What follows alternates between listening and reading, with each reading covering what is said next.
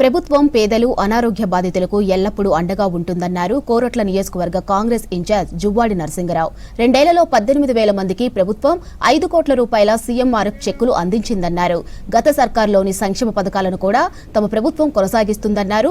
కోరట్లలో 70 మంది లబ్ధిదారులకు 29,26,000 రూపాయల విలువైన సీఎంఆర్ఎఫ్ చెక్కులు, 43 మందికి ఇందిరమ్మ ఇళ్ల పత్రాలు అందించారు నరసింగరావు. కోరుట్ల మెట్పల్లిలో 1000 మందికి ఇళ్లు మంజూరయ్యాయని, మరో 1000 మందికి కూడా ఇల్లు వచ్చేలా చూస్తామని చెప్పారు.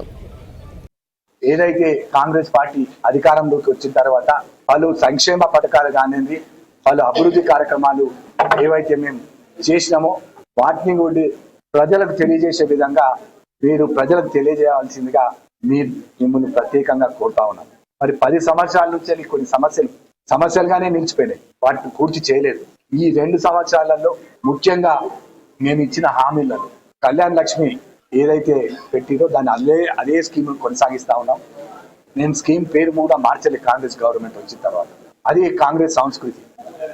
వేరే గవర్నమెంట్లు అయితే పేర్లు మార్చినాయి స్కీమ్లు, కానీ మేము గత ప్రభుత్వం ఏదైతే స్కీమ్ పెట్టిందో అదే పేరు మీద ఇవాళ షాదీ ముబారక్ కానీ కళ్యాణ్ లక్ష్మి కానీ యథావిధిగా ప్రతి ఒక్కరికి కూడా అందజేస్తా ఉన్నాం. రెండోది, మేమిచ్చిన ఉచిత రవాణా సౌకర్యం మహిళలకు అది కొనసాగిస్తా ఉన్నాం. అది కోట్ల రూపాయలు ప్రభుత్వం భరిస్తూ మహిళా సోదరిమణుల కోసం ప్రయాణం చేసేందుకు అది ఒకటి.